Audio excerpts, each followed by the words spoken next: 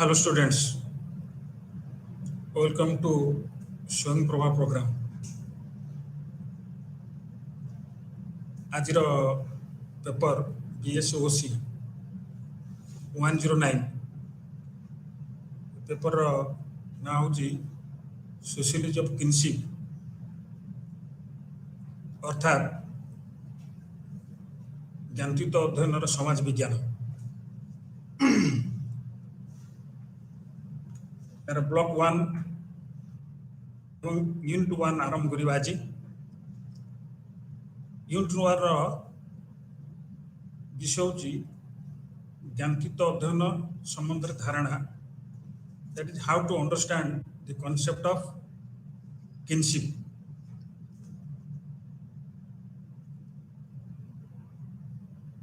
ଏ ପେପରର ଉପକ୍ରମ ଭାବରେ ଆମେ କିଛିଟା କଥା ଉଲ୍ଲେଖ କରିପାରିବା ବା ଆଲୋଚନା କରିପାରିବା। ତାହା ହେଲା ଯେ ଏଠି ମନେ ରଖିବାକୁ ହେବ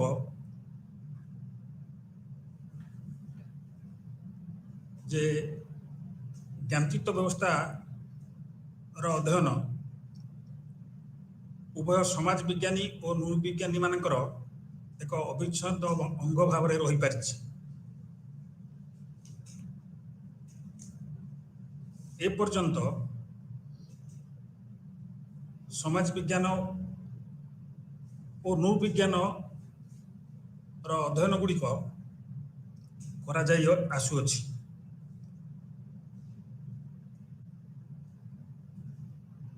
ଜ୍ଞାନତୃତ ସମ୍ପର୍କରେ ଅଧ୍ୟୟନ କରିଥିବା ଅନେକ ବିଦ୍ୱାନ ବା ମନୀଷୀ ରହିଛନ୍ତି।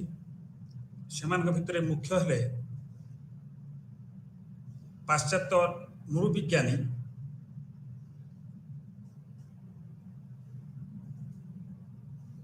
Morgan, Levi Strauss, Schneider, GS Ghurye, MN Srinivas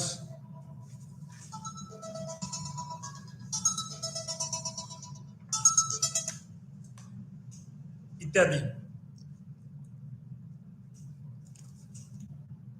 ଏହି ୟୁନିଟ୍ 1 ର କ'ଣ କ'ଣ ଉଦ୍ଦେଶ୍ୟ ଅଛି?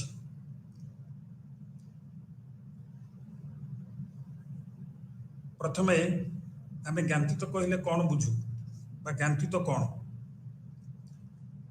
ଭାରତୀୟ ଓ ପାଶ୍ଚାତ୍ୟ ପରିପ୍ରେକ୍ଷୀରେ ଜ୍ଞାନତୃତର ବା ଜ୍ଞାନତୃତ ଅଧ୍ୟୟନର ଆଲୋଚନା। ଏବେ ଜ୍ଞାନତୃତର ସଂଜ୍ଞା ବିଷୟରେ ଆଲୋଚନା କରିବା ବା ଜ୍ଞାନତୃତର ଅର୍ଥ ବିଷୟରେ ଆଲୋଚନା କରିବା, ଯେଉଁଥିରେ ଆଲୋଚନା ପ୍ରସଙ୍ଗରେ ମୁଁ ଜ୍ଞାନତୃତ ବିଷୟରେ କହିବି ଏବଂ ତାର ସଂଜ୍ଞା ବିଷୟରେ କହିବି। ଜ୍ଞାନତୃତ ବ୍ୟବସ୍ଥା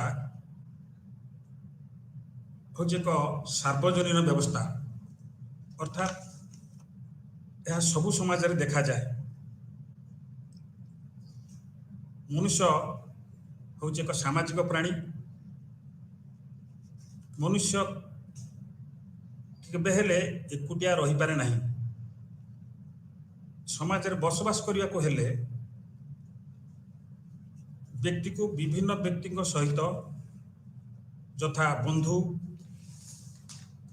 ଦୋକାନୀ ହେଉ, ଖେଳସାଥୀ ହେଉ, ସେମାନଙ୍କ ସହିତ ସମ୍ପର୍କ ସ୍ଥାପନ କରିବାକୁ ପଡ଼ିଥାଏ। ଏହା ବ୍ୟତୀତ ବ୍ୟକ୍ତି ସମାଜରେ ଆଉ କେତେକ ଲୋକଙ୍କ ସହିତ ସମ୍ପର୍କ ସ୍ଥାପନ କରିଥାଏ, ଯେଉଁ ସମ୍ପର୍କ କି ରକ୍ତ କିମ୍ବା ବିବାହ ଆଧାରରେ ସ୍ଥାପିତ ହୋଇଥାଏ। ତ ଜ୍ଞାନତୃତ ସବୁ ସମାଜରେ ଦେଖାଯାଏ ଏବଂ ପ୍ରତ୍ୟେକ ସମାଜରେ ଏହାର ଗୁରୁତ୍ୱ ଉପଲବ୍ଧି ହେଇଥାଏ। ଜ୍ଞାନତୃତର ଅର୍ଥ କହିଲେ ଏହା ଏକ ସମ୍ପର୍କକୁ ବୁଝେଇଥାଏ। ଜ୍ଞାନତୃତ ହେଉଛି ଏକ ସମ୍ପର୍କ ଯାହା विवाह बा रक्त द्वारा स्थापित होता है। ज्ञानचित्त हूँ एक मौलिक सामाजिक एकक। यह परिवार ठारू बृहत्तर अटे। तेणु ज्ञानचित्त मुख्यतः संपर्क को बुझे था। यह हूँ व्यक्ति व्यक्ति मध्य विवाह बा रक्त संपर्क द्वारा स्थापित संपर्क। एठारे जेपी मर्डक उनकर संज्ञा उल्लेख करने आवश्यक, जहाद्वारा कि ज्ञानची को सहजरे बा ज्ञानची व्यवस्था को सहजरे बुझी हम। मर्डक संज्ञा हूँ ज्ञानचित्त हूँ संपर्कर संरचित व्यवस्था, जो ज्ञानची माने परस्पर सहित जटिल परस्पर संलग्न बंधन द्वारा बंधन युक्त होता। अर्थात ज्ञानची हूँ संपर्कर एक व्यवस्था, जो व्यक्ति परस्पर परस्पर सहित विवाह व रक्त संपर्क द्वारा संबंधित होता। तो ये हूँ ज्ञानचित्त व्यवस्थार अर्थ। वर्तमान आमे पाश्चात्य परिप्रेक्षी ज्ञानचित्तर अध्ययन आलोचना करिवा। अर्थात एठी उल्लेखयोग्य जे उभय पाश्चात्य समाज रे और भारतीय परिप्रेक्षी रे ज्ञानची व्यवस्थार अध्ययन करा जायछि। आरंभरू पाश्चात्य समाज रे ज्ञानची व्यवस्था संपर्क अध्ययन करा जायछि एवं परवर्ती समय भारतीय समाज परिप्रेक्षी रे मध्य ज्ञानचित्तर अध्ययन करा जायछि। तेणु प्रथमे आमे पाश्चात्य रे बा पाश्चात्य परिप्रेक्षी रे अध्ययन करा जायथिबा विद्वान मानक संबंध रे आलोचना करिवा। बा पाश्चात्य विद्वानी मानकर अवदान ज्ञानचित्त अध्ययन रे अध्ययन संबंध रे तांकर जो अवदान रही ताकू आमे आलोचना करिवा। अर्थात को माने नृविज्ञानी बा विद्वान जे कि ज्ञानचित्त विषय अध्ययन कर ज्ञानचित्त व्यवस्था विषय अध्ययन कर। प्रथम समाज विज्ञानी होउछुरी लुईस एच मोर्गान। दीर्घ 100 वर्ष धरी ज्ञानचित्त व्यवस्था संपर्क में अध्ययन करा जाई आसुअछि। सेथिरे केतक पाश्चात्य नृविज्ञानी और भारतीय परिप्रेक्षीर नृविज्ञानी मानक संबंध में उल्लेख करा जायछि। लुईस मोर्गान होउचंती प्रथम जे कि ज्ञानचित्त व्यवस्था संपर्क में अध्ययन आरंभ करथिले। तेणु मोर्गान होउचंती प्रथम व्यक्ति जे कि ज्ञानचित्त व्यवस्था संपर्क में अध्ययन आरंभ करथिले। लुईस मोर्गान को पुस्तक होउची एंशिएंट सोसाइटी। ये एंशिएंट सोसाइटी पुस्तक 1877 मसीह प्रकाशित होइतिला। मोर्गान कर ए पुस्तक अमेरिकीय भारतीय जनजाति और एशिय समाज गुड़िक मध्य होउची एक तुलनात्मक अध्ययन। एथिरे मोर्गान किपरि अमेरिकीय भारतीय जनजाति और एशिय समाज गुड़िक मध्य समानता रही बा तारतम्य रही से संबंध में आलोचना करिसेंती। मोर्गान मतरे ज्ञानचित्त बुझा को हेले आमे ज्ञानतीत शब्दावली विषय जानिबा उचित बा हमको मन रखिया को हबो जे ज्ञानतीत शब्दावली ज्ञानतीत व्यवस्था बुझिबारे गुरुत्वपूर्ण भूमिका ग्रहण करे। या छड़ा लुइस मोर्गान ज्ञानतीत शब्दावली विषय मध्य उल्लेख करिसेंति। ज्ञानतीत शब्दावली जहाँ इंग्रजी रे किनशिप टर्मिनोलॉजी बोलिकी कहा जाए। किनशिप टर्मिनोलॉजी मोर्गान तांको अध्ययन रे दुई प्रकार रो ज्ञानतीत शब्दावली विषय रे उल्लेख करछन्ति। दुई प्रकार ज्ञानतीत शब्दावली सेतरु गोटी होउची वर्गीकरण संबंधी शब्दावली बा क्लासिफिकेटरी टर्मिनोलॉजी एवं आ गोटे होउची वर्णनात्मक बा वर्णनामूलक शब्द। तेणु प्रथम करी लुइस मोर्गान ज्ञानतीत उपरे अध्ययन आरंभ करथिले एवं तांको मतरे ज्ञानतीत टर्मिनोलॉजी व्यवहार करथिले। तो ये होची मोर्गान को विषय रे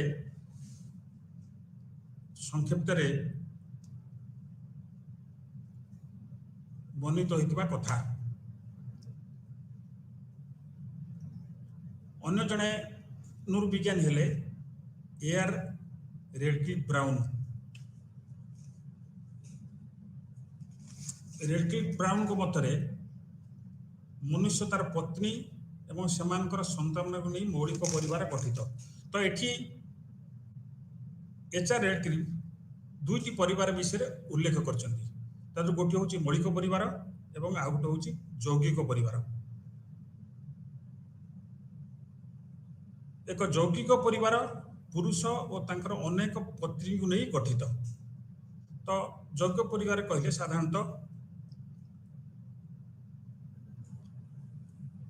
पुरुष और तांकर अनेक पत्नी को नहीं गठित। सेपरी मौलिक परिवार मनुष्य तार पत्नी और सेमानकर संतान मान को लेकिन गठित। ब्राउन को मतरे मनुष्य तार पत्नी और सेमानक संतान को नहीं जो परिवार गठन करिथाए ता होची मौलिक परिवार। तेणु मौलिक परिवार साधारणतः मनुष्य तार पत्नी एवं सेमानकर संतान माने रही थांती। विवाह और रक्तजोग सृष्टि होता संपर्क को दर्शाया पाई ब्राउन ज्ञानतीत शब्द को व्यवहार करथिले। तेणु रेडक्लिफ ब्राउन को अध्ययन रे गुरुत्वपूर्ण कथा होची से ज्ञानतीतर अध्ययन करने जाई विवाह और रक्तजोग जो संपर्क सृष्टि हुए व्यक्ति व्यक्ति भितर से शब्द को से व्यवहार करथिले। तेणु रेडक्लिफ ब्राउन को अनुसार ज्ञानतीत रक्त संपर्क और विवाह संपर्क बा विवाह द्वारा बंधुता उपरे पर्यवेसित बोलिकी दर्शाई। या छड़ा रेडक्लिफ ब्राउन मध्य भातृपत्नी विवाह बा लेभिरेट विषय रे आलोचना करछन्ति। भातृपत्नी विवाह होउची जेतेबेले जने भाईर पत्नी रो मृत्यु हो जाए सॉरी पत्नी रो स्वामी जेतेबेले स्वामी मृत्यु हो जाए तार स्त्री को तार भाई विवाह करता जहाँ को कि आमे भातृपत्नी विवाह बोलिकी कहि थाउ। एवं ए भातृपत्नी विवाह संपर्क रे मध्य लेभिरेट को रेडक्लिफ ब्राउन उल्लेख कर आलोचना कर। आ गोटे प्रकार विवाह होची जब इंग्रजी सरोरेट विवाह बोलिक कह जाए ताहा होची पत्नीकर भग्नी सहित विवाह। पत्नीकर भग्नी सहित विवाह अर्थात कौन सी परिस्थिति रे जदि जड़े व्यक्ति तार पत्नीर भौणी को विवाह करे ताहले ताकू पत्नीकर भग्नी सहित विवाह बोली कह जाए। पत्नी भग्नी विवाह बोली कह जाए। पत्नी भग्नी विवाह रे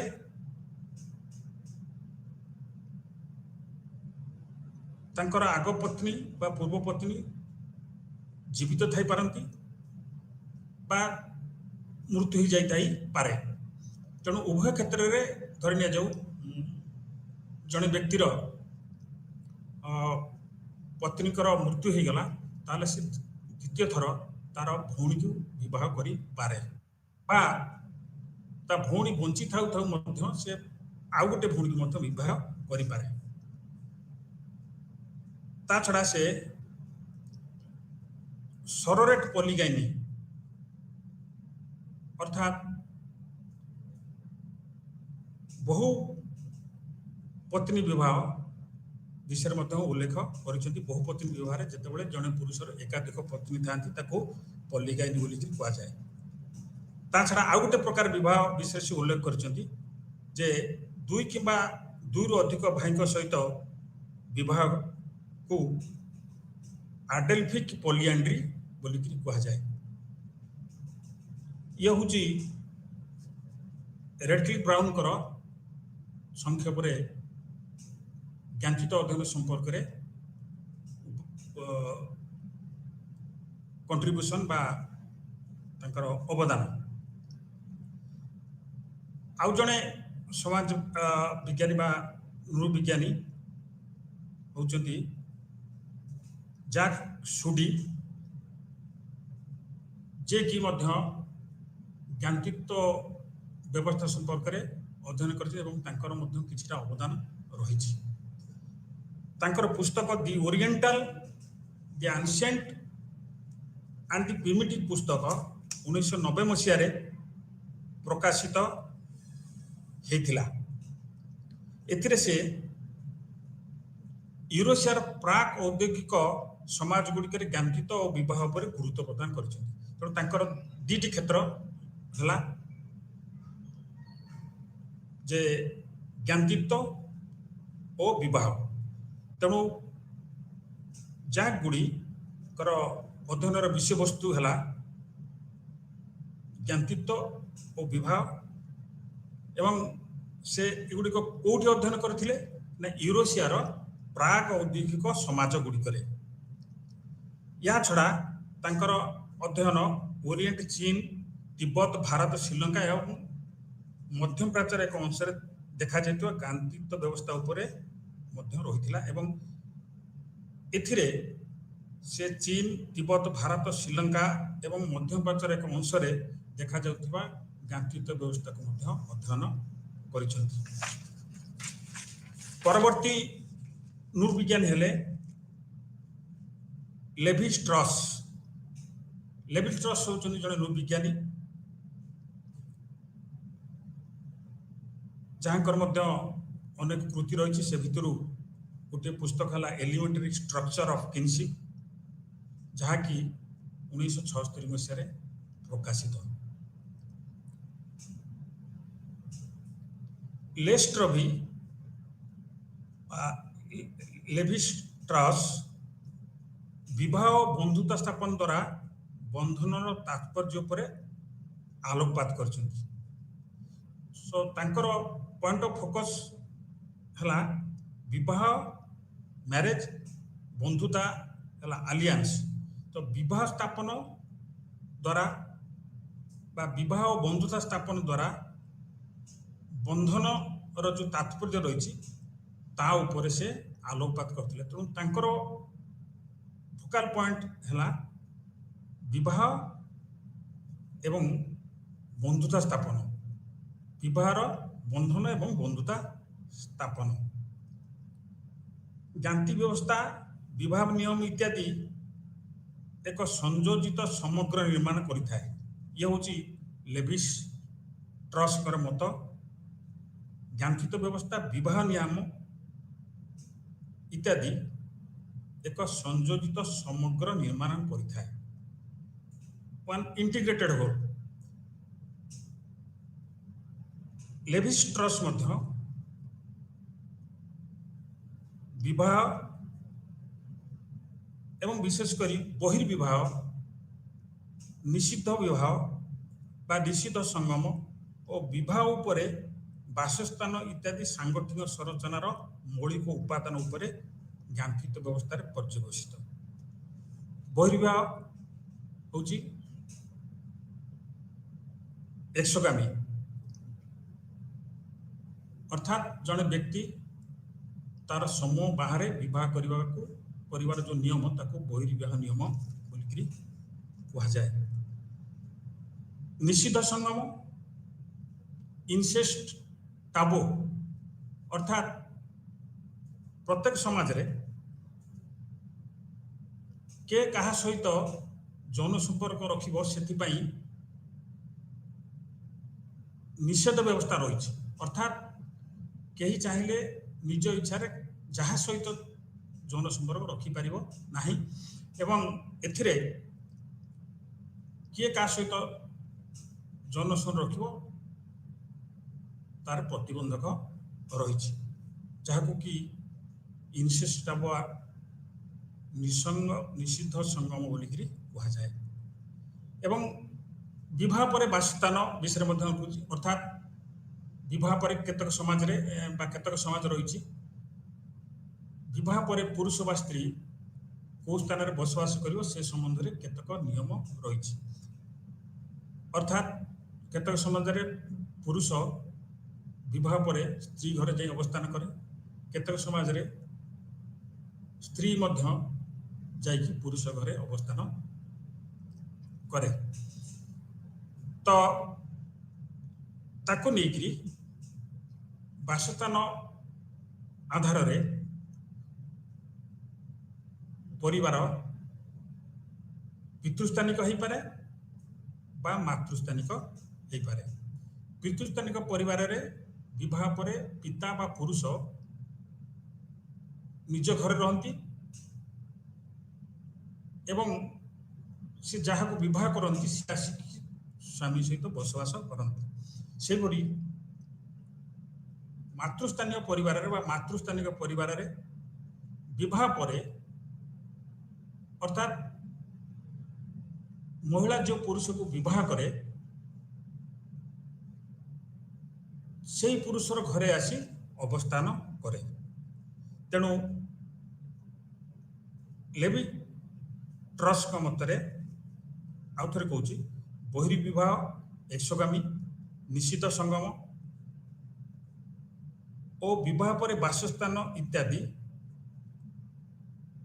ହେଉଛି ସାଂଗଠନିକ ସଂରଚନାର ଉପାଦାନ ଯାହା ଉପରେ କି ଜ୍ଞାନଚିତ ବ୍ୟବସ୍ଥା ପର୍ଯ୍ୟବେସିତ। ତେଣୁ ଲେଭି ଟ୍ରସ୍ଙ୍କ ମତରେ ଜ୍ଞାନଚିତ ବ୍ୟବସ୍ଥା କେତେକ ସାଂଗଠନିକ ସଂରଚନାର ମୌଳିକ ଉପାଦାନ ଉପରେ ପ୍ରତିଷ୍ଠିତ। ତେଣୁ କେଉଁଗୁଡ଼ାକ ସାଂଗଠନିକ ସଂରଚନାର ମୌଳିକ ଉପାଦାନ? ବହିର୍ବିବାହ, ନିଷିଦ୍ଧ ସଙ୍ଗମ ଓ ବାସସ୍ଥାନ। ତ ଇଏ ହେଉଛି ଜ୍ଞାନଚିତ ଅଧ୍ୟୟନରେ ଲେଭି ଟ୍ରସ୍ଙ୍କର ଅବଦାନ। ପରବର୍ତ୍ତୀ ନୃବିଜ୍ଞାନୀ ହେଲେ ଡେଭିଡ୍ ମୁରେ ସ୍ନାଇଡର। ସ୍ନାଇଡରଙ୍କର ଅଧ୍ୟୟନର ବିଷୟବସ୍ତୁ ନିଶ୍ଚିତ ଭାବରେ ଜ୍ଞାନଚିତ ବ୍ୟବସ୍ଥା, ମାତ୍ର ପୂର୍ବବର୍ତ୍ତୀ ନୃବିଜ୍ଞାନୀଙ୍କ ଠାରୁ ସେ ଟିକେ ଭିନ୍ନ। ତାଙ୍କ ଦ୍ୱାରା ଲିଖିତ ପୁସ୍ତକ ହେଉଛି ଆମେରିକାନ୍ କିନସିପ୍ ଏ କଲଚରାଲ ଆକାଉଣ୍ଟ। ଆମେରିକା କିନସିପ୍ ଏ କଲଚରାଲ ଆକାଉଣ୍ଟ ଅର୍ଥାତ୍ ଏହି ପୁସ୍ତକରେ ସେ ଆମେରିକାର ଜ୍ଞାନଚିତ ବ୍ୟବସ୍ଥା ସମ୍ବନ୍ଧରେ ଆଲୋଚନା କରିଛନ୍ତି। এই পুস্তকটি 1968 মସିହାରେ ପ୍ରକାଶିତ ହୋଇଥିଲା।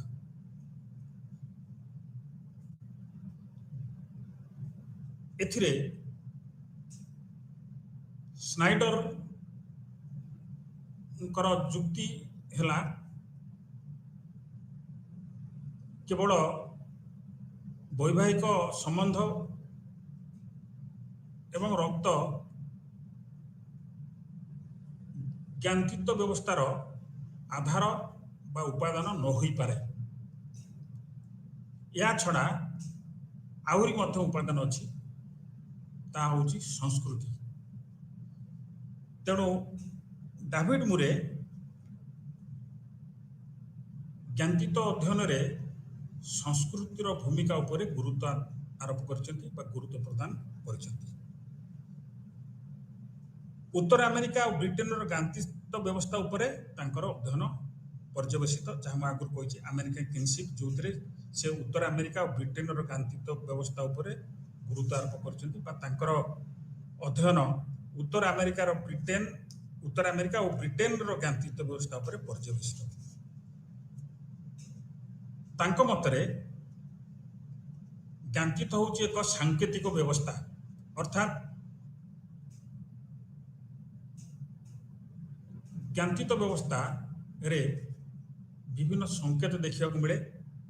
ତେଣୁ ଜ୍ଞାନତୀତ ବ୍ୟବସ୍ଥାକୁ ସେ ଏକ ସାଙ୍କେତିକ ବ୍ୟବସ୍ଥା ଭାବରେ ଗ୍ରହଣ କରିଛନ୍ତି ଏବଂ ତାଙ୍କର ମୁଖ୍ୟ ଗୁରୁତ୍ୱ ହେଉଛି ସଂସ୍କୃତି ଉପରେ ଏବଂ ସେ ଗୋଟେ ସଂସ୍କୃତିର ବିବରଣୀ ବା ସାଂସ୍କୃତିକ ବିବରଣୀ ପ୍ରଦାନ କରିଛନ୍ତି, ଯେଉଁଥିରେ ସେ କହିଛନ୍ତି ଯେ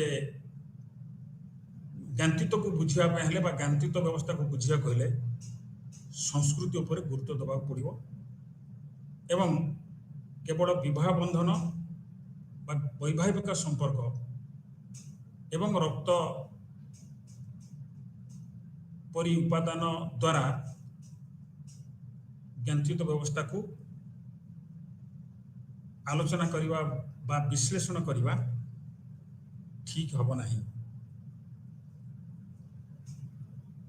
ତାଙ୍କ ଦ୍ୱାରା ବ୍ୟବହୃତ ସାଂସ୍କୃତିକ ସଂକେତ ଯଥା ଗୃହ, ପରିବାର ଓ ପ୍ରେମ ଇତ୍ୟାଦି, ଯେଉଁ ମତ ଦେଇଛନ୍ତି ସ୍ନାଇଡର, ଜ୍ଞାନତୀତ ବ୍ୟବସ୍ଥା ହେଉଛି ଏକ ସାଙ୍କେତିକ ବ୍ୟବସ୍ଥା। এই ସାଙ୍କେତିକ ବ୍ୟବସ୍ଥା ଗୁଡ଼ିକ ହେଉଛି ବା ତାଙ୍କ ଦ୍ୱାରା ବ୍ୟବହୃତ ସାଂସ୍କୃତିକ ସଂକେତ ଗୁଡ଼ିକ ହେଉଛି ଗୃହ, ପରିବାର ଓ ପ୍ରେମ। ତ ଇଏ ହେଉଛି ପାଶ୍ଚାତ୍ୟ ପରିପ୍ରେକ୍ଷୀରେ ନୃବିଜ୍ଞାନୀମାନଙ୍କର ଜ୍ଞାନତୀତ ଉପରେ ଅଧ୍ୟୟନର ମୁଖ୍ୟାଂଶ। ପାଶ୍ଚାତ୍ୟ ନୃବିଜ୍ଞାନୀମାନଙ୍କର ଅନୁକରଣରେ ଭାରତୀୟମାନେ ମଧ୍ୟ ବା ଭାରତୀୟ ସମାଜ ବିଜ୍ଞାନୀ ଓ ନୃବିଜ୍ଞାନୀମାନେ ମଧ୍ୟ ଜ୍ଞାନତୀତ ବ୍ୟବସ୍ଥା ଉପରେ ଅଧ୍ୟୟନ କରିଛନ୍ତି। ତ ଏଠି ଆମେ ଭାରତୀୟ ପରିପ୍ରେକ୍ଷୀରେ ଜ୍ଞାନତୀତ ଅଧ୍ୟୟନ କରିଥିବା କେତେକ ବିଦ୍ୱାନଙ୍କର ଅବଦାନ ବିଷୟରେ ଆଲୋଚନା କରିବା। ପ୍ରଥମ ସମାଜ ବିଜ୍ଞାନୀ ହେଉଛନ୍ତି ଜି.ଏସ୍. ଘୁରେ। ଜି.ଏସ୍. ଘୁରେଙ୍କର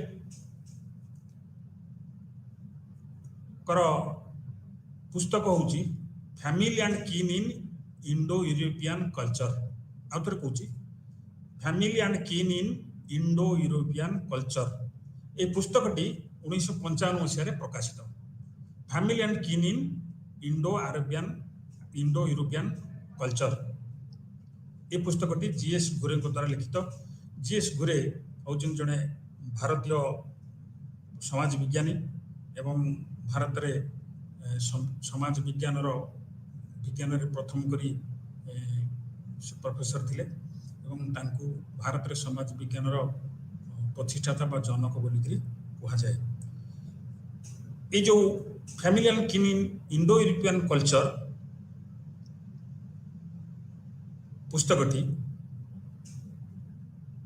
ଭାରତୀୟ ଆର୍ଯ୍ୟ, ଗ୍ରୀକ୍ ଓ ଲାଟିନ ସଂସ୍କୃତିରେ ଜ୍ଞାନଚିତ ଶବ୍ଦାବଳୀ ଓ ସମ୍ବନ୍ଧିତ ବ୍ୟବହାର ମଧ୍ୟରେ ତୁଳନା ଉପରେ ପର୍ଯ୍ୟବେସିତ।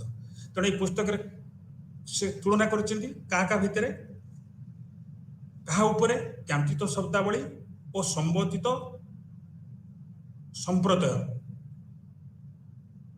বা ଅବଧାରଣା। ତ এই ପୁସ୍ତକରେ ସେ କାହା ଉପରେ ଅଧ୍ୟୟନ, କାହାକୁ ନେଇକି ଅଧ୍ୟୟନ କରି ତାଙ୍କ ଅଧ୍ୟୟନର ସବଜେକ୍ଟ କିଏ, ବିଷୟ, ବ୍ୟକ୍ତି ଭାରତୀୟ ଆର୍ଯ୍ୟ, ଗ୍ରୀକ ଓ ଲାଟିନ ସଂସ୍କୃତି। ତେଣୁ ଆର୍ଯ୍ୟ ସଂସ୍କୃତି, ଗ୍ରୀକ ସଂସ୍କୃତି ଓ ଲାଟିନ ସଂସ୍କୃତିରେ ଥିବା ଜ୍ଞାନଚିତ ଶବ୍ଦାବଳୀ, ଜ୍ଞାନଚିତ ଶବ୍ଦାବଳୀ କହିଲେ ଏଠି ଶବ୍ଦାବଳୀର ଅର୍ଥ ହେଉଛି ଜଣେ ସମ୍ପର୍କୀୟକୁ ଆମେ ଗୋଟେ ନାଁରେ ଜାଣିଥାଉ ବା ଗୋଟେ ନିର୍ଦ୍ଦିଷ୍ଟ ସମ୍ପର୍କକୁ ଆମେ ଗୋଟେ ନାଁରେ ସମ୍ବୋଧନ କରିଥାଉ। ଏବଂ ଜ୍ଞାନଚିତ ଶବ୍ଦାବଳୀ ଶବ୍ଦାବଳୀ ହେଉଛି କେତେକ ଶବ୍ଦ ଯାହାଦ୍ୱାରା ଜଣେ ବ୍ୟକ୍ତିର ଅନ୍ୟମାନଙ୍କ ସହିତ ସମ୍ପର୍କକୁ ଜାଣି ହୁଏ। ଯେମିତି ଜଣେ ବ୍ୟକ୍ତିର ବାପା, ମା, ମାମୁଁ, ମଉସା, ପିଇସା, ଇଏ ହେଉଛି ଜ୍ଞାନଚିତ ଶବ୍ଦାବଳୀର ଉଦାହରଣ। ତେଣୁ ଜିଏସ୍ ଘୁରେ ତାଙ୍କର ପୁସ୍ତକରେ ଅଧ୍ୟୟନ କରିଛନ୍ତି ଜ୍ଞାନଚିତ ଶବ୍ଦାବଳୀ ଏବଂ ଜ୍ଞାନଚିତ ଶବ୍ଦାବଳୀ ସହିତ ସମ୍ବନ୍ଧିତ ଶବ୍ଦ ବା ସମ୍ବନ୍ଧିତ ସମ୍ପ୍ରଦାୟକୁ, ଏବଂ ତାଙ୍କର ଅଧ୍ୟୟନ ମୁଖ୍ୟତଃ ଆର୍ଯ୍ୟ, ଗ୍ରୀକ ଓ ଲାଟିନ ସଂସ୍କୃତି ଉପରେ। ପରବର୍ତ୍ତୀ ସମୟରେ ତାଙ୍କର ପୁସ୍ତକ ଟୁ ବ୍ରାହ୍ମଣିକାଲ ଇନଷ୍ଟିଟ୍ୟୁସନ, ଗୋତ୍ର ଆଣ୍ଡ ଚରଣ 1972 ମସିହାରେ ପ୍ରକାଶିତ ଜିଏସ୍ ଘୁରେଙ୍କର ପୁସ୍ତକ। ଆଉ ଜଣେ ସମାଜ ବିଜ୍ଞାନୀ କେଏମ୍ କାପାଡ଼ିଆ, ଯିଏ ହେଉଛନ୍ତି ଘୁରେଙ୍କର ଛାତ୍ର, ତାଙ୍କ ଦ୍ୱାରା ରଚିତ ପୁସ୍ତକ ହେଉଛି କିନସିପ୍। ତେଣୁ କେଏମ୍ କାପାଡ଼ିଆ କିନସିପ୍ ନାମକ ଏକ ପୁସ୍ତକ ରଚନା କରିଥିଲେ ଏବଂ 1947 ମସିହାରେ ସେ ପୁସ୍ତକଟି ପ୍ରକାଶିତ ହୋଇଥିଲା। এই ପୁସ୍ତକରେ ସେ ଜ୍ଞାନଚିତ ସଂଗଠନ, ବିବାହ, ପୋଷ୍ୟ ସନ୍ତାନ ଗ୍ରହଣ, ଉତ୍ତରାଧିକାର, ମୃତ୍ୟୁ ସମ୍ବନ୍ଧିତ ଅପବିତ୍ରତା ଇତ୍ୟାଦି ଜ୍ଞାନଚିତ ବ୍ୟବସ୍ଥାର ବିଭିନ୍ନ ଦିଗ ସମ୍ବନ୍ଧରେ ଆଲୋଚନା କରିଛନ୍ତି ବା ତାଙ୍କର এই ପୁସ୍ତକ ଜ୍ଞାନଚିତ ସଂଗଠନ ଅର୍ଥାତ୍ ଜ୍ଞାନଚିତରେ କେଉଁ ପ୍ରକାର ସଂଗଠନ ଦେଖାଯାଏ, ସାମାଜିକ ସଂଗଠନ କି ପ୍ରକାର, ବିବାହ ବ୍ୟବସ୍ଥା, ବିବାହ ନିୟମ ଇତ୍ୟାଦି, ପୋଷ୍ୟ ସନ୍ତାନ ଉପରେ, ଉତ୍ତରାଧିକାର ଅର୍ଥାତ୍ ସମ୍ପତ୍ତିରେ କାହାର ଅଧିକାର ରହିବ, କିପରି ସମ୍ପତ୍ତି ଗୋଟିଏ ପିଢ଼ିରୁ ଆଉ ଗୋଟିଏ ପିଢ଼ିକୁ ବା ଗୋଟିଏ ବ୍ୟକ୍ତି ଠାରୁ ଅନ୍ୟ ବ୍ୟକ୍ତିଙ୍କ ଠାରୁ ସ୍ଥାନାନ୍ତରିତ ହେବ, ସେ ସମ୍ବନ୍ଧରେ ସେ ଆଲୋଚନା କରିଛନ୍ତି। ଏହାଛଡ଼ା ମୃତ୍ୟୁ ସମ୍ବନ୍ଧିତ ଅପବିତ୍ରତା, ସେ ମଧ୍ୟ ମୃତ୍ୟୁ ସମ୍ବନ୍ଧିତ ଅପବିତ୍ରତା ବିଷୟରେ ଆଲୋଚନା କରିଛନ୍ତି ବା ଉଲ୍ଲେଖ କରିଛନ୍ତି। ଅର୍ଥାତ୍ ମୃତ୍ୟୁ ସମୟରେ କିପରି ଭାବରେ ପବିତ୍ର ଅପବିତ୍ରତା ପାଳନ କରାଯାଏ ସେ ବିଷୟରେ ସେ ଆଲୋଚନା କରିଛନ୍ତି ବା ଉଲ୍ଲେଖ କରିଛନ୍ତି। ଇଏ ହେଲେ କେଏମ୍ କାପାଡ଼ିଆ ଏବଂ ଯାହା ଆମେ ଆଲୋଚନା କଲୁ କେଏମ୍ କାପାଡ଼ିଆଙ୍କର କିନସିପ୍ ପୁସ୍ତକରେ ରଚିତ ଜ୍ଞାନଚିତ ବ୍ୟବସ୍ଥାର ବିଭିନ୍ନ ଦିଗ ବା ଆସ୍ପେକ୍ଟ ବିଷୟରେ ଆଲୋଚନା ହେଲା। ପରବର୍ତ୍ତୀ ଭାରତୀୟ ସମାଜ ବିଜ୍ଞାନୀ ହେଲେ ଇରାବତୀ କାର୍ଭେ। ଇରାବତୀ କାର୍ଭେଙ୍କର ଜ୍ଞାନତୀତ ଉପରେ ଅଧ୍ୟୟନ ରହିଛି ଏବଂ ଜ୍ଞାନତୀତ ଉପରେ ତାଙ୍କର କାର୍ଯ୍ୟ ନିମନ୍ତେ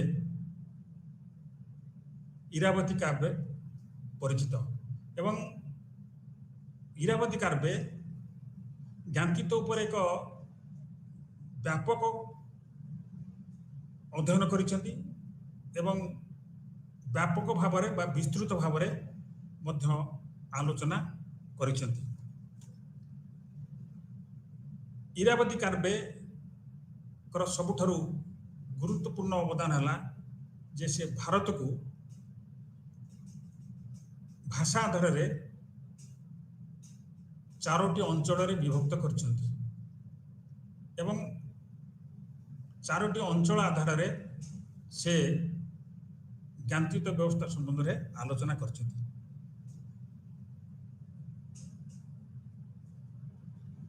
ଚାରୋଟି ଅଞ୍ଚଳ କ'ଣ ଯାହା ଆମେ ଶୁଣିଲୁ ଜାଣିଲୁ ଯେ ଇରାବତୀ କାବ୍ୟ ସମଗ୍ର ଭାରତକୁ 4 ଭାଗରେ ବିଭକ୍ତ କରିଛନ୍ତି ବା 4ଟି ଅଞ୍ଚଳରେ ବିଭକ୍ତ କରିଛନ୍ତି ବା ଆମେ ତାକୁ 4ଟି ଜୋନରେ ବିଭକ୍ତ କରିଛନ୍ତି ବୋଲି ମଧ୍ୟ କହିପାରୁ।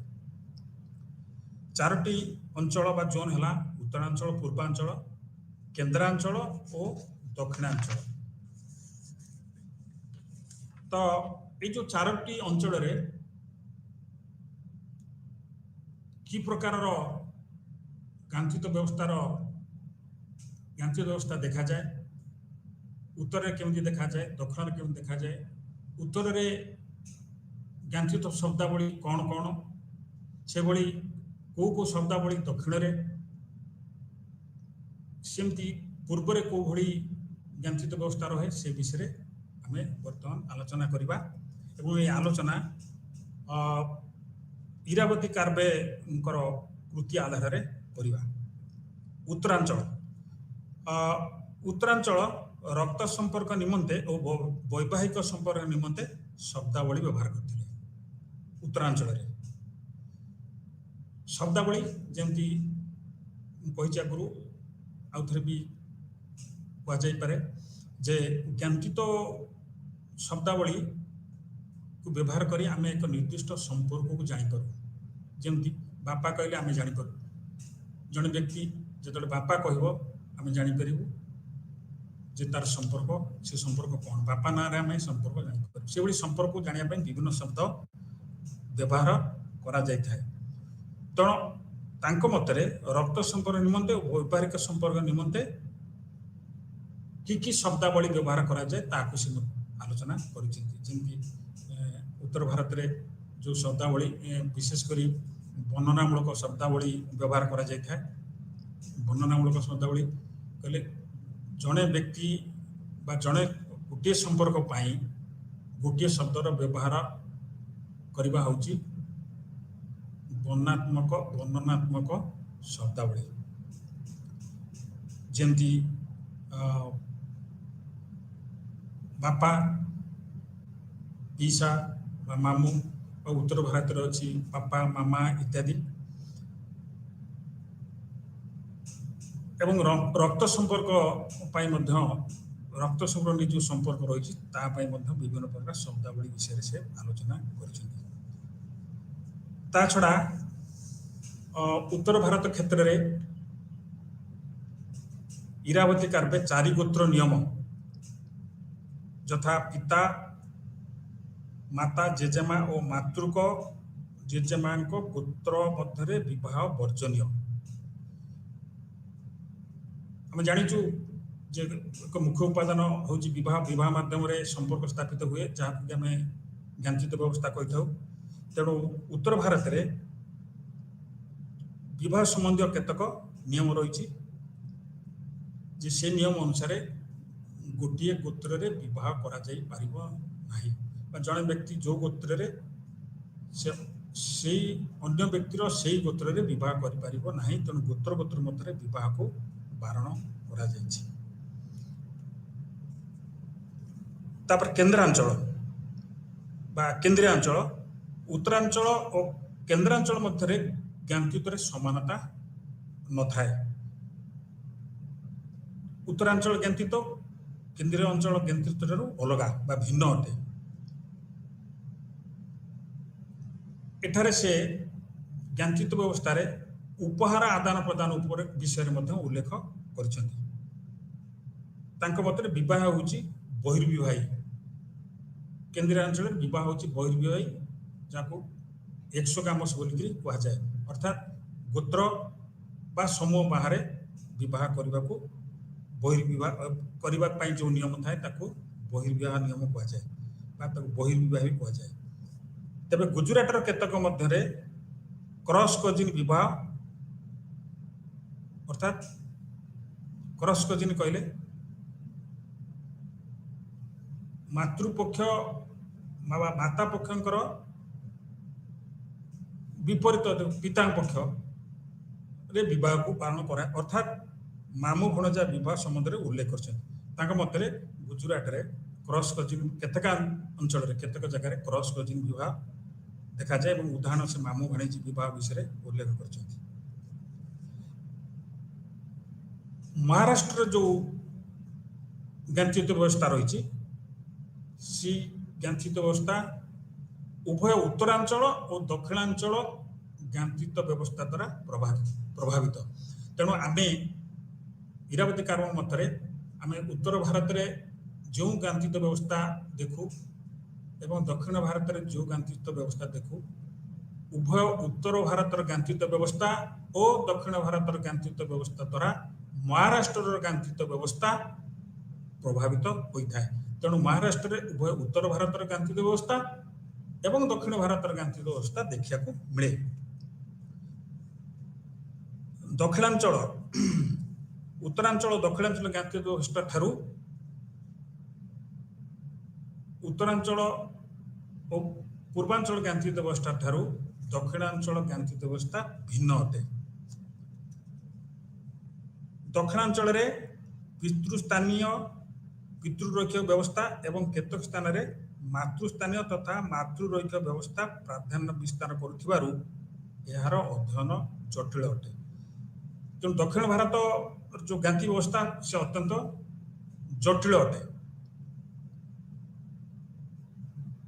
ଦକ୍ଷିଣ ଭାରତରେ ପିତୃସ୍ଥାନିକ ପରିବାର ଅଛି ବା ପିତୃରୈଖିକ ପରିବାର ଅଛି, ମାତୃରୈଖିକ ପରିବାର ଅଛି। ପିତୃରୈଖିକ ପରିବାର ପରବର୍ତ୍ତୀ ସମୟରେ ଆମେ ଆଲୋଚନା କରିବା। ପିତୃରୈଖିକ ପରିବାର କହିଲେ ଯେତେବେଳେ ପୁରୁଷ ବା ପିତାଙ୍କ ନାମରେ ବଂଶାନୁକ୍ରମ ବା ବଂଶକ୍ରମ ନିର୍ଦ୍ଧାରିତ ହୁଏ, ସେତେବେଳେ ତାହାକୁ ପିତୃରୈଖିକ ପରିବାର କୁହାଯାଏ। ସେମିତି ମାତୃରୈଖିକ ପରିବାର। ତେଣୁ ଦକ୍ଷିଣାଞ୍ଚଳରେ ପିତୃସ୍ଥାନିକ ପରିବାର, ମାତୃରୈଖିକ ବ୍ୟବସ୍ଥା ଓ କେତେକ ସ୍ଥଳରେ ମାତୃସ୍ଥାନୀୟ ମାତୃରୈଖିକ ବ୍ୟବସ୍ଥା ମଧ୍ୟ ପ୍ରାଧାନ୍ୟ ବିସ୍ତାର କରୁଥିବାର ଦେଖାଯାଏ। ତେଣୁ ଦକ୍ଷିଣାଞ୍ଚଳରେ ମାତୃରୈଖିକ ପରିବାର ଦେଖାଯାଏ, ମାତୃସ୍ଥାନୀୟ ପରିବାର ଦେଖାଯାଏ। ମାତୃସ୍ଥାନୀୟ ପରିବାର କହିଲେ ବିବାହ ପରେ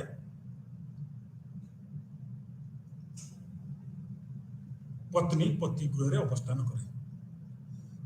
ସେମିତି ମାତୃରୈଖିକ ବ୍ୟବସ୍ଥା ମଧ୍ୟ ରହିଛି। ମାତୃରୈଖିକ କହିଲେ ମାତାଙ୍କ ନାମରେ ଅନୁସୃତ ହେଉଥିବା ପରିବାର ବା ଯେତେବେଳେ ମାତାଙ୍କ ନାମରେ ବଂଶ ଅନୁକ୍ରମ ବା ବଂଶକ୍ରମ ନିର୍ଦ୍ଧାରିତ ହୁଏ, ସେତେବେଳେ ତାକୁ ମାତୃରୈଖିକ ପରିବାର କୁହାଯାଏ।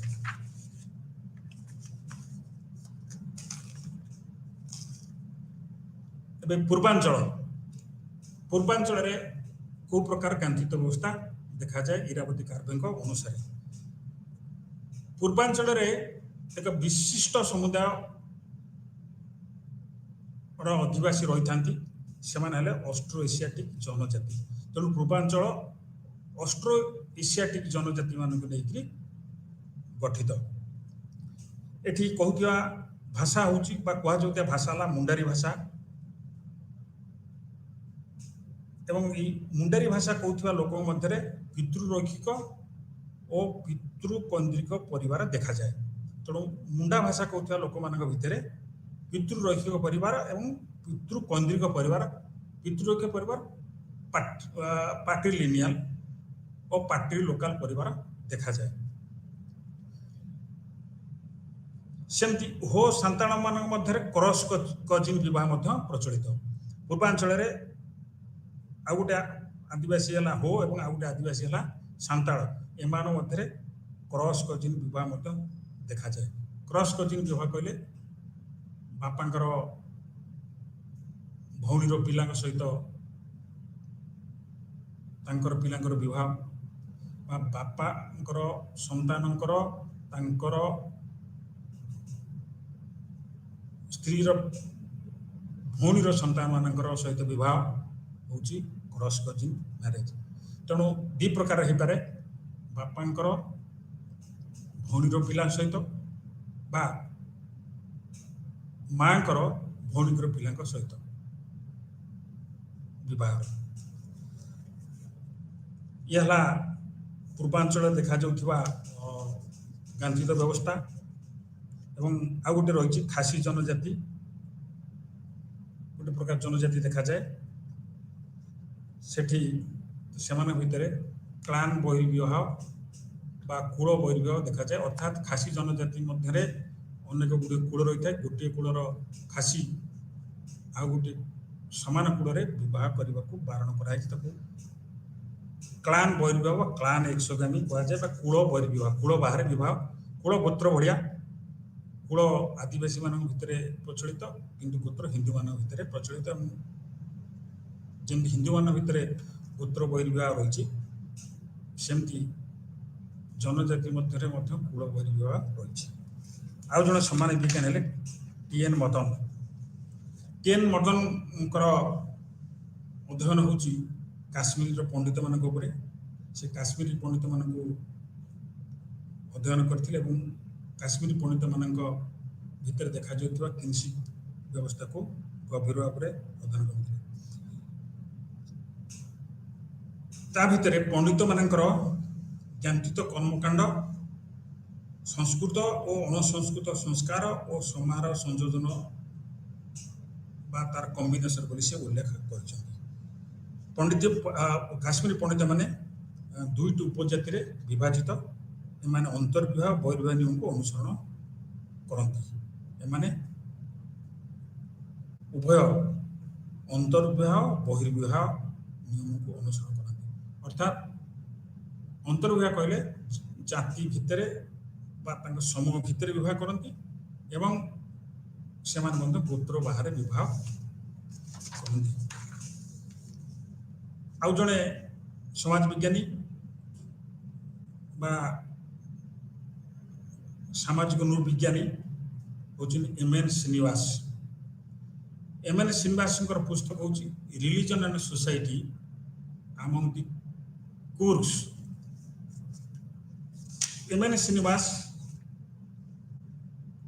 कर्नाटक कूर्ग रे कूर्ग मानकर धर्म और समाज विषय अध्ययन करथिले।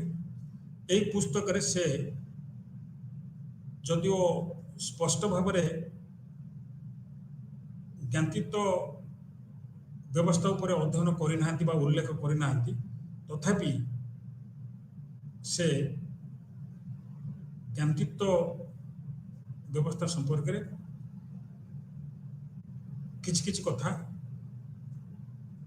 उल्लेख करछंती।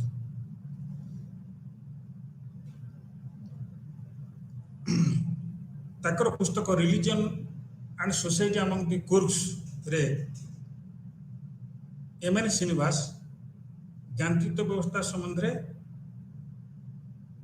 कहबा को जाई सेमानकर ग्राम्य जीवन धर्म विश्वास एवं कर्मकांड उपर आलोकपात करछंती। अर्थात कूर्ग माने किमिति धर्म को अनुसरण करती तांकर विश्वास कौन एवं तांकर कर्मकांड कौन कोठी काम करती कौड़ी करती इत्यादि विषय उल्लेख करछंती एवं स्थल विषय से मध्य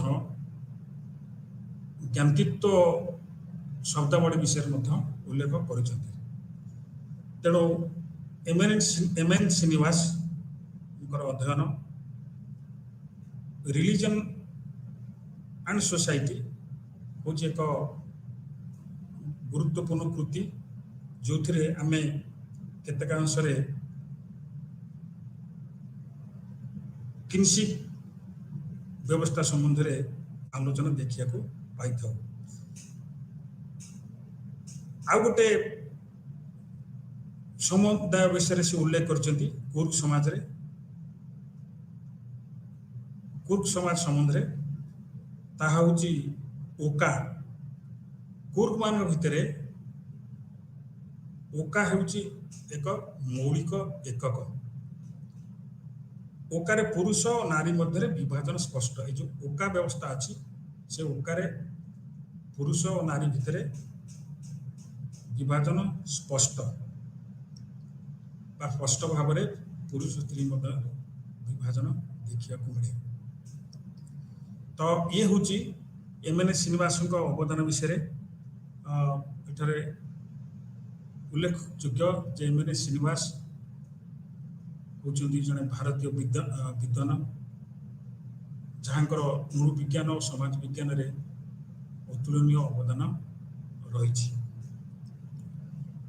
ତ ଏବେ ଆମେ ପାଶ୍ଚାତ୍ୟ ପରିପ୍ରେକ୍ଷୀରେ ଓ ଭାରତୀୟ ପରିପ୍ରେକ୍ଷୀରେ ଜ୍ଞାନଚିତ୍ତ ସମ୍ବନ୍ଧରେ ବା ଜ୍ଞାନଚିତ୍ତ ବ୍ୟବସ୍ଥା ସମ୍ବନ୍ଧରେ ଆଲୋଚନା କଲେ। ବର୍ତ୍ତମାନ ଆମେ ଜ୍ଞାନଚିତ୍ତ ଅଧ୍ୟୟନ ଓ ଲିଙ୍ଗ ମଧ୍ୟରେ ଥିବା ସମ୍ପର୍କ ବିଷୟରେ ସଂକ୍ଷେପରେ ଆଲୋଚନା କରିବା। ଏଠାରେ ଉଲ୍ଲେଖଯୋଗ୍ୟ ଯେ ଜ୍ଞାନଚିତ୍ତ ଉପରେ ପୂର୍ବରୁ କରାଯାଇଥିବା ଅଧ୍ୟୟନ ପରିବାର ସଂଗଠନ, ବଂଶ ଏବଂ ବଂଶାକ୍ରମ ବା ବଂଶାବଳୀ ଇତ୍ୟାଦି ବର୍ଣ୍ଣନା କରୁଥିଲା। ଆଗରୁ ଯେଉଁ ଅଧ୍ୟୟନ କରାଯାଇଥିଲା ତାହା ମୁଖ୍ୟତଃ କୋଉ ବିଷୟ ଉପରେ କରାହେଇଥିଲା? ଏହା ନିଶ୍ଚିତ ଯେ এই ଯେଉଁ ଅଧ୍ୟୟନ ଗୁଡ଼ିକ ଜ୍ଞାନଚିତ୍ତ ବ୍ୟବସ୍ଥା ଉପରେ କରାଯାଇଥିଲା, କିନ୍ତୁ ଏଥିରେ କୋଉ କୋଉ ଜ୍ଞାନଚିତ୍ତ ବ୍ୟବସ୍ଥାର କୋଉ କୋଉ ଦିଗ ବା କୋଉ କୋଉ ଉପାଦାନ ଉପରେ ଅଧ୍ୟୟନ କରାଯାଇଥିଲା? ଏଠାରେ କୁହାଯାଇପାରେ ଯେ ଜ୍ଞାନଚିତ୍ତ ଉପରେ ପୂର୍ବରୁ ଯେଉଁ ଅଧ୍ୟୟନ କରାଯାଉଥିଲା ବା କରାଯାଇଥିଲା, ସେଥିରେ କ'ଣ କ'ଣ ବିଷୟ ଥିଲା, ଦିଗ ଥିଲା? ପରିବାରର ସଂଗଠନ, ପରିବାର କିପରି ସଂଗଠିତ ହୋଇଥାଏ ବା କୋଉ ପ୍ରକାରର ପାରିବାରିକ ସଂଗଠନ ରହିଥାଏ ଗୋଟେ ସମାଜରେ। ବଂଶ, ଯାହାକୁ ଇଂରାଜୀରେ ଡିସେଣ୍ଟ ବୋଲି କୁହାଯାଏ, କାହିଁକି ନା ଜ୍ଞାନଚିତ୍ତ ବ୍ୟବସ୍ଥା ରକ୍ତ ବା ବଂଶ ବା ଓ ବିବାହ ଦ୍ୱାରା ସ୍ଥାପିତ ହୋଇଥାଏ। ତେଣୁ এই ଯେଉଁ ଜ୍ଞାନଚିତ୍ତର ସବୁ ଉପାଦାନ ସେଗୁଡ଼ା ହେଲା ପାରିବାରିକ ସଂଗଠନ, ବଂଶ ଏବଂ ବଂଶାବଳୀ। କିନ୍ତୁ ପରବର୍ତ୍ତୀ ସମୟରେ ଜ୍ଞାନଚିତ୍ତ ବ୍ୟବସ୍ଥାରେ ମାର୍କ୍ସବାଦୀ ଓ ନାରୀବାଦୀ ମାନଙ୍କର ଉପଗମ ଯୋଡ଼ା ହେଇଗଲା। New approaches were added. ଆଉ ଥରେ କହୁଛି, ଜ୍ଞାନଚିତ୍ତ ବ୍ୟବସ୍ଥାର ଅଧ୍ୟୟନରେ ମାର୍କ୍ସବାଦୀ ଓ ନାରୀବାଦୀ ପରିପ୍ରେକ୍ଷୀକୁ ଯୋଡ଼ାଗଲା ଏବଂ ଏଥିରେ ମଧ୍ୟ ପରିବର୍ତ୍ତନ ଦେଖାଗଲା ଉପାଗମରେ। ନାରୀବାଦୀ ଓ ମାର୍କ୍ସବାଦୀ ପରିପ୍ରେକ୍ଷ୍ୟ ଜ୍ଞାନଚିତ୍ତ ବ୍ୟବସ୍ଥାର ଅନ୍ତର୍ନିହିତ ଅସମାନତାକୁ ଦର୍ଶାଇଥାଏ। ଅନ୍ତର୍ନିହିତ ଅସମାନତା ନାରୀବାଦୀ ମାନଙ୍କ ମତରେ ଏବଂ ମାର୍କ୍ସବାଦୀ ମାନଙ୍କ ମତରେ ଜ୍ଞାନଚିତ୍ତ ବ୍ୟବସ୍ଥାରେ ନାରୀ ଓ ପୁରୁଷ ମଧ୍ୟରେ ଅସମାନତା ଦେଖାଯାଏ, ସମାନତା ନଥାଏ। ଏ ଅସମାନତା ହେଉଛି ଅନ୍ତର୍ନିହିତ, ଏହା ସମାଜରେ ରହିଛି। ନାରୀ ଓ ଜ୍ଞାନଚିତ୍ତ ବ୍ୟବସ୍ଥା କହିଲେ ପରିବାର, ବିବାହ, ସମ୍ପତ୍ତି ଅଧିକାର, ବଂଶ, ନାରୀର ଭୂମିକା ବିଷୟରେ କୁହାଯାଇଥାଏ। ନାରୀ ଓ ଜ୍ଞାନଚିତ୍ତ ବିଷୟରେ ଯେତେବେଳେ ଆଲୋଚନା ହେଲା, ବିଷୟବସ୍ତୁ କ'ଣ, ତାର କୋଉ କୋଉ ଦିଗ ବିଷୟରେ ଆଲୋଚନା। ଯେଉଁ ନାରୀବାଦୀ ମାନେ ଏବଂ ମାର୍କ୍ସବାଦୀ ମାନେ ଯେଉଁ ନାରୀବାଦୀ ଅଧ୍ୟୟନ କଲେ, ସେମାନଙ୍କ ମତରେ କୋଉ କୋଉ ଦିଗ ରହିଲା, ତାହା ହେଉଛି ପରିବାର, विवाह संपत्ति अधिकार वंशरे नारीर भूमिका इत्यादि अर्थात से मतरे नारीर भूमिका कौन नारी को कौ भलिया भूमिका करने को दि जाए एवं से भूमिका रे तारतम्य बा असमानता रही था इत्यादि इत्यादि तेणु परवर्ती समय नारीवादी माने निजस्व शैली रे ज्ञाति व्यवस्थार आलोचना और विश्लेषण कले जड़े भारतीय नारी नेतृत्वविद हेले लीला दुबे जे कि लिंग और गांधीत्व मध्य संजोग विषय निज जीवन कहानी रे वर्णना कर लीला दुबे वर्णन दर्शाई किपरि भाव समाज रे नारी को भिन्न भूमिका दि जाए किभली भाव नारी को केवल आवश्यकता पूरण पाई शिक्षा दि जाए शिक्षित करा जाए एवं पुरुष मान को जहाँ जहाँ सुविधा सुजोग मिलता है से मानक से सुविधा सुजोग मिल न था तेणु आज जो आलोचना कले आम यूनिट 1 रे ज्ञानचितर अर्थ पाश्चात्य परिप्रेक्षी ज्ञानचित अध्ययन रे आलोचना एवं मनोविज्ञानी मान अवदान भारतीय परिप्रेक्षी ज्ञानचित अध्ययन एवं विद्वान मान अवदान इत्यादि तेणु आशा आम एक सब बुझा समर्थ हो पारू एवं एथरे आग्रह रहिले आम अधिक अधिका जापर जानापी चेष्टा करिया उचित एवं परवर्ती समय आम एक नुआ यूनिट आरंभ करवा एवं आलोचना